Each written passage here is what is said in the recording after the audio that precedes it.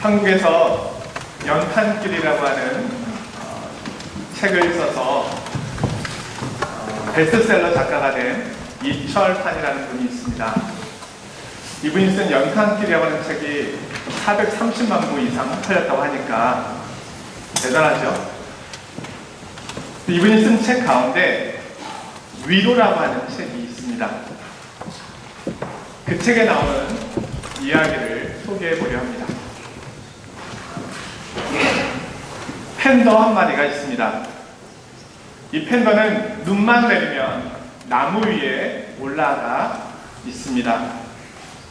일주일이든 열흘이든 눈만 내리면 나무 위에 올라가 있습니다. 나비가 토끼에게 물었습니다. 아무것도 먹지 않고 왜 팬더는 나무 위에만 올라가 있는 거야? 나는 팬더를 이해할 수가 없어. 밥까지 굶어가면서 왜 나무 위에만 있는 거지? 토끼가 나비에게 대답합니다. 너는 기껏해야 네가 이해할 수 있는 것만 이해할 뿐이야. 팬더의 상처를 모르면서 팬더를 이해할 수 있다고 함부로 말하지 마. 그러면서 팬더에게 있었던 사연을 들려줍니다. 어밀 팬더에게는 두 마리의 새끼가 있었습니다. 그런데 어밀 팬더가 일주일이 지나도록 동굴 밖을 나가지 못하고 동굴 앞에 서성이고 있었습니다. 다시 나가는 순간 자신의 발자국을 보고 사냥꾼이 들어올 수도 있다 생각해서 함부로 나가지 못하였습니다. 눈이 계속 오고 있었습니다. 이제는 먹을 것이 떨어진 지도 오래가 되어서 팬더 엄마는 결심합니다. 많은 눈이 도리어 나의 발자국을 지워줄 거야. 용기를 내서 동굴 밖을 나옵니다. 어렵게 음식을 구해서 돌아오는데 동굴 앞에 발자국이 나 있었습니다. 사냥꾼의 발자국이었습니다. 동굴로 들어가 보았는데 있어야 할 새끼가 없었습니다. 어밀 팬더는 새끼를 잃어버린 이유는 눈에 난 자신의 발자국 때문이라고 생각했습니다. 눈이 내릴 때마다 어밀 팬더는 눈에 자신의 발자국이 남는 것이 두려웠습니다. 그래서 눈만 내리면 팬더는 나무 위에 올라가 굶고 일주일이든 열흘이든 내려오지 않았다는 것입니다. 나비는 그 이야기를 듣고 팬더를 비로소 이해하게 되었습니다. 팬더가 그렇게 하는 데는 충분한 이유가 있었습니다. 본질은 마음으로 바라볼 때 알 수 있습니다. 자, 이철환 작가는 이 위로라고 하는 이 팬더 이야기를 통해서 독자들에게 어떤 이야기를 들려주려고 했던 것일까요? 사실 이 작가는 예수 그리스도의 십자가를 떠오르도록 이 이야기를 만들었습니다. 예수님께서는 십자가에 달려 돌아가시고 계셨습니다. 사람들은 십자가에서 내려오라고 외쳤습니다. 조롱하였습니다. 멸시하였습니다. 그러나 예수님은 내려오실 수 없었습니다. 그 길은 주님께서 꼭 가셔야만 하는 길이었기 때문입니다. 오늘 우리가 함께 읽은 말씀은 성탄의 신비에 대하여 이야기를 해줍니다. 한마디로 하나님께서 인간이 되셨다는 겁니다. 왜일까요? 그분은 왜 인간이 되셔야만 했을까요? 오늘 우리는 그 이유에 대하여 말씀에 더 귀를 기울여 보기를 원합니다. 오늘 본문은 말씀하고 있습니다. 그는 근본 하나님의 본체시나 하나님과 동등됨을 취할 것으로 여기지 아니하시고 사람의 모양으로 나타나셨다. 성탄에는 참으로 놀라운 신비가 있습니다. 완전한 하나님이자 완전한 인간이 되신 예수님의 모습입니다. 어거스틴은 이 부분에 대하여 이렇게 이야기를 하는데요. 주님은 어머니가 없이 하나님이 되셨고 아버지가 없이 인간이 되신 신비한 분이십니다. 누가 주님의 출생을 제대로 이해할 수 있겠습니까? 이분은 시간과 관계없이 영원히 존재하는 분이며 동시에 시간 속에 육신의 혈통 없이 인간이 되신 분이십니다. 온 세상을 가지신 이가 마구간에 누워 계십니다. 로고스, 말씀 그 자체이면서 동시에 아무 말 하지 못하는 아기입니다. 하늘도 품을 수 없는 분이지만 여인의 품에 안겨 있습니다. 전능자가 연약한 아기가 되어 여인의 돌봄을 받고 있고 이 여인은 이 아기에게서 진리를 배우며 또한 이 아이를 저주로 먹이고 있습니다. 성탄은 참으로 신비로운 것입니다. 성탄은 우리를 온전케 하실 것이라는 하나님의 약속입니다. 성탄은 우리를 하나님의 자녀로 만드시겠다는 선포입니다. 영원부터 계신 하나님께서 시간 속으로 인간이 되셔서 오셨습니다. 사람들은 그렇게 오신 예수 그리스도의 모습을 아름답게 묘사하려고 노력합니다. 물론 그리스도는 참으로 아름다우신 분이십니다. 병자들을 고치시는 예수님의 모습, 자신을 기꺼이 내어주시는 모습, 간절히 기도하시는 주님의 모습, 능력 있는 주님의 모습, 작은 자를 살피시고 그들을 도우시는 주님의 모습, 이 모습은 참으로 아름답습니다. 그리고 이 모습은 예수님이 하나님 되심의 모습입니다. 그러나 주님께는 또 다른 면이 있습니다. 인간으로 고난당하시는 모습. 가장 능력 있으신 분이 고난의 길로 걸어가십니다. 흠모할 만한 모습이 하나도 없는 주님. 매맞는 주님, 배척당하시는 주님, 40일을 굶주리시고 시험을 당하시는 주님, 조롱받는 주님. 얼마나 주님의 모습이 초라하고 초췌해 보입니까? 이 모습은 완전한 인간으로 오신 종이 되신 그리스도의 모습입니다. 자, 어느 것이 진정 주님의 모습일까요? 오늘 성경은 어떤 것이 그리스도의 모습이라고 말씀하고 있습니까? 오늘 말씀해 보니까 하나님과 본체, 모든 이름 위에 뛰어난 이름, 모든 무릎이 그 이름 위에 꿇게 된 주가 되심. 이 모습도 있지만 또는 종의 형체를 가지심, 사람의 모양으로 오심, 자기를 낮추심, 죽기까지 복종하심, 십자가에 달려 죽으심. 어느 것이 그리스도의 모습일까요? 두 모습 다 그리스도의 모습입니다. 이것은 신비입니다. 주님은 완전한 하나님이시며 완전한 인간이 되셨습니다. 왜 주님은 이렇게 하셔야만 했을까요?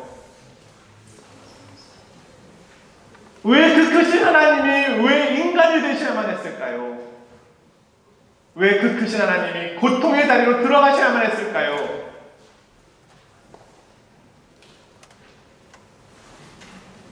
오늘 본문 6절부터 8절까지를 제가 다시 한번 읽어보겠습니다. 그는 근본 하나님의 본체시나 하나님과 동등됨을 취할 것으로 여기지 아니하시고 오히려 자기를 비워 종의 형체를 가지사 사람들과 같이 되셨고 사람의 모양으로 나타나사 자기를 낮추시고 죽기까지 복종하셨으니 곧 십자가에 죽으심이라. 하나님께서 왜 낮아지셨는가? 세 가지 이유를 말씀해 드리려 합니다. 여기에는 목적이 있습니다. 먼저는 주님의 낮아지심은 모든 교만한 자들을 두렵게 하시는 것입니다. 어떤 이가 이 부분에 대해서 이런 글을 썼습니다. 주님의 낮아지심은 군대에서 사성 장군이 이등병이 된 것과 같다. 여러분, 사성 장군은 별 4개입니다. 가까이 할 수가 없습니다, 그분은. 근데 그분이 어느 날 이등병 체험을 하시겠다고, 이등병에 대해서 오셨다고 가정해 봅시다.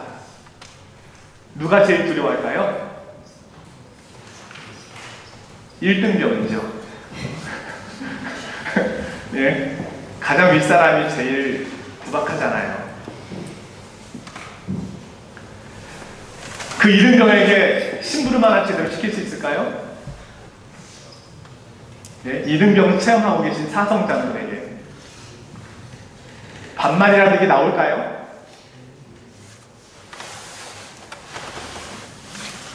주님의 낮아지심은 이 땅의 모든 교만한 자들에게 두려움이 됩니다. 주님께서 그들에게 아무 말씀을 하시기도 전에 그들은 두려워할 수밖에 없습니다. 세상은 자신에게 있는 것을 과시합니다. 자신을 보이려고 합니다. 그러나 우리 주님은 가장 크신 분인데 그분보다 더 크신 분은 없습니다. 지극히 크신 분입니다. 인간이 사용할 수 있는 언어의 최상급의 표현을 쓰는 거예요. 지극히 크신 분이 가장 낮아지신 거예요. 이 세상에 주님보다 크신 분이 어디 있습니까? 근데 그분이 죽기까지 낮아지셨습니다. 말 부유가 아니라 제자들의 발을 씻기시는 정도가 아니라 그들을 위하여 자신의 생명을 내어주시기까지 낮아지셨습니다. 이 세상에 높이 있는 사람들, 높아지려고 하는 사람들은 하나님의 낮아지심에 대하여 할 말이 없을 뿐만 아니라 두려울 수밖에 없는 것입니다. 왜냐하면 가장 크신 분이 섬기셨기 때문에 우리도 섬겨야 하기 때문입니다. 누가 그분 앞에서 크다는 것을 말할 수 있을까요? 누가 그분 앞에서 높다는 것을 자랑할 수 있을까요? 누가 그분 앞에서 겸손을 자랑할 수 있을까요? 누가 그분 앞에서 멸시와 조롱과 천대를 말할 수 있을까요? 주님의 낮아지심은 우리로 하여금 침묵하게 합니다.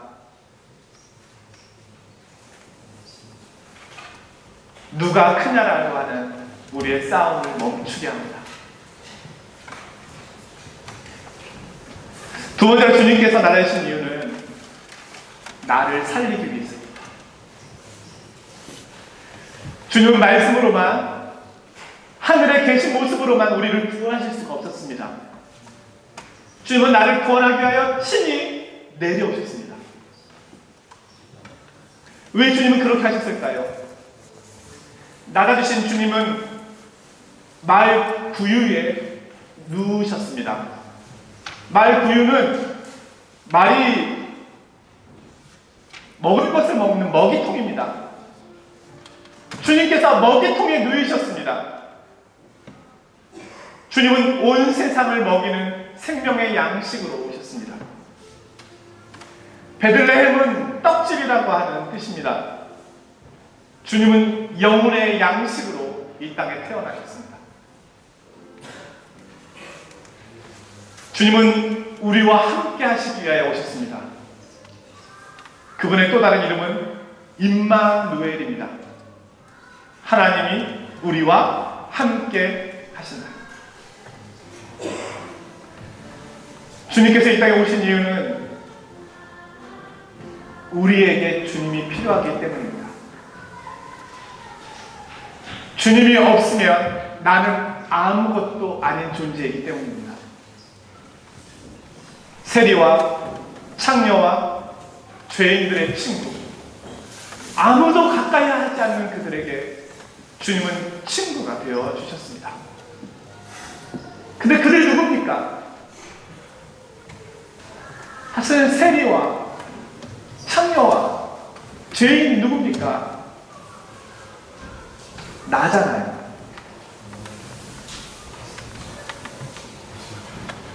우리가 하나님 앞에서 영적으로 그런 존재잖아요. 그런데 나의 친구가 되어 주시는 거죠.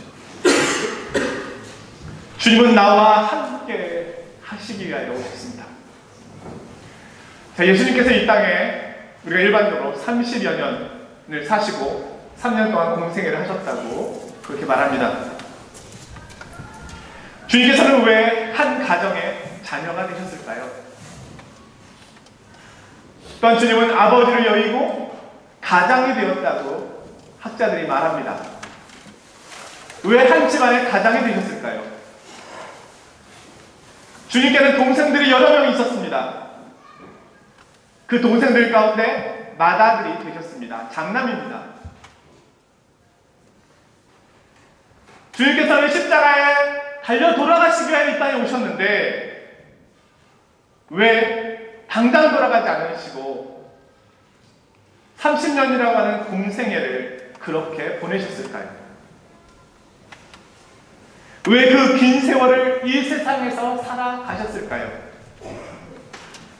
그런 생각 해보셨나요?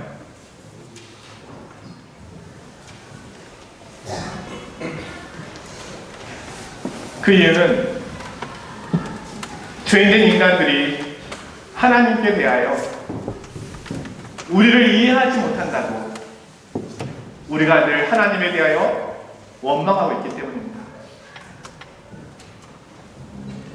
우리는 얼마나 자주 헛된 질문을 주님께 던집니까? 주님, 이 세상이 얼마나 정글 같은지 아십니까? 주님, 죽음과 이별을 아십니까? 주님, 이 땅의 노동의 고통, 수고와 슬픔을 아십니까? 주님, 유학생 생활의 어려움을 아셔요? 시험이 얼마나 어려운지 아셔요? 결혼 생활을 아셔요? 아버지의 마음을 아셔요? 자녀의 마음을 아십니까? 내 마음을 아는 사람은 이 세상에 아무도 없습니다. 하나님도 모르실 거예요. 그러나 그렇지 않습니다. 주님은 인간이 되셨습니다. 주님은 정글 같은 이 세상에 오셔서 생존해 내셨습니다. 주님은 세리와 죄인의 친구이셨고 친구 나사로의 죽음을 보시고 슬퍼하셨습니다. 주님은 자녀이셨지만 동시에 아버지가 되십니다. 왜냐하면 하나님 아버지와 동등하신 분이기 때문입니다. 주님은 죄인들의 고통을 아십니다. 왜냐하면 거룩하신 분이셨으니까요. 또한 십자가에서 죄의 형벌과 고통을 받으셨으니까요. 주님은 유학생의 어려움도 아십니다. 하늘에서 땅까지 유학을 오셨잖아요. 주님은 시험의 어려움도 아십니다. 주님은 시험을 치르시기 위하여 40일을 금식하셨습니다. 여러분, 시험 치르기 위해서 잘 먹잖아요. 영양 보충해야 되잖아요. 주님은 굶으시고 시험을 보십니다. 주님은 교회와 결혼하셨습니다. 교회는 그분의 신부요, 그분은 교회의 신랑이 되십니다. 결혼 생활을 모른다고요? 주님은 우리의 모든 것을 아십니다. 그러기에 우리의 모든 것을 위로해 주실 수 있습니다. 그분은 머리 둘 곳도 없으셨다고 말합니다. 주님께서 왜 낮아지셨나요? 주님께서 낮아지셔서 나의 슬픔과 나의 눈물과 나의 고통과 나의 아픔을 가지고 가시는 겁니다. 주님은 소망이 없는 자에게 찾아오십니다. 그리고 나를 만져주십니다. 나를 지키시고 보호하시고 나를 붙드시고 나를 위로하시고 나를 구원하십니다. 이것이 주님이 오시는 이유입니다. 마지막으로 주님이 오신 세 번째 이유는 주님의 마음을 품도록 하기 위해서입니다. 오늘 말씀은 우리에게 그리스도의 마음을 가지라고 말씀합니다. 너희 안에 이 마음을 품으라. 그리스도의 마음을 품을 수 있는 사람은 그리스도인밖에 없습니다. 그리스도로부터 사랑을 받은 사람만이, 그 마음을 경험한 사람만이 그 마음을 품을 수가 있습니다. 그리스도의 낮아지심은 머리로만 아는 것이 아니라 나를 위한 그리스도의 사랑을 경험할 때 비로소 실천하게 되는 것이죠. 우리의 매일의 싸움은 사실 그리스도의 이 마음을 닮아가기 위한 싸움입니다. 나는 본질상 낮아지기를 원치 않습니다. 나는 높임을 받고 싶습니다. 인정받고 싶습니다. 그런데 주님은 말씀하십니다. 너는 충분히 나의 자녀로서 충분히 높으니까, 내가 인정하니까, 그러니 낮아져라. 그리스도의 마음을 품으라고 말씀하십니다. 우리가 이렇게 순종하며 살 수 있다면 얼마나 좋을까요? 그런데 이것이 우리들의 삶의 자리입니다. 자, 우리 주님은 인간과 하나님의 두 모습을 갖고 계십니다. 마찬가지로 그리스도인도 두 모습을 가지고 있습니다.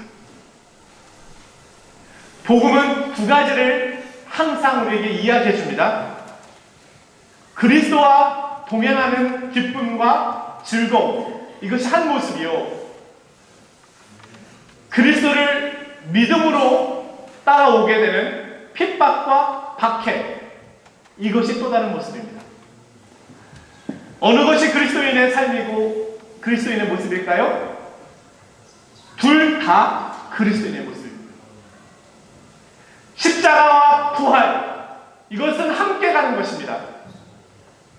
고난과 영광, 이것은 함께 가는 것입니다. 이 두 가지 모두가 다 그리스도의 모습이요 그리스도인의 모습입니다. 우리는 이 삶의 자리로 초대받은 것입니다. 사랑하는 성도 여러분, 12월의 첫날 첫 주입니다. 2019년도의 성탄의 계절을 우리는 보내고 있습니다. 주님은 나를 위해서 낮아지셨습니다. 나와 함께하기 위하여 오셨습니다. 나를 구원하기 위하여 오셨습니다. 나를 고치시고 새롭게 하기 위하여 오셨습니다. 이 주님의 사랑과 은혜를 마음껏 경험하시고 바라보시기를 원합니다. 또한 동시에 우리도 주님의 마음을 품어야 하겠습니다. 한 주간 삶의 자리에서 나에게 찾아오신 주님의 은혜를 묵상하며 동시에 내게 말씀하시는 낮아짐의 산, 그것을 또한 실천하는 복된 성탄의 한 주간이 되시기를 주님의 이름으로 축원드립니다. 거룩하신 아버지 하나님, 완전한 하나님이시면서 완전한 인간이 되셨습니다. 모든 것을 가지신 분이 아무것도 없는 자같이 되셨습니다. 심판하셔야 될 그분이 심판받는 자리로 가셨습니다. 창조주 하나님께서 피조물이 되셨습니다. 하나님이 놀라운 신비 앞에 저희들은 한없이 겸손해질 수밖에 없습니다. 주님께서는 이제 이 마음을 품으라고 저희들에게 말씀하십니다. 이 성탄의 계절에 주님의 마음을 묵상하고 주님의 마음을 품는 시간이 되게 하여 주옵소서. 예수 그리스도의 이름으로 기도드리옵나이다. 아멘.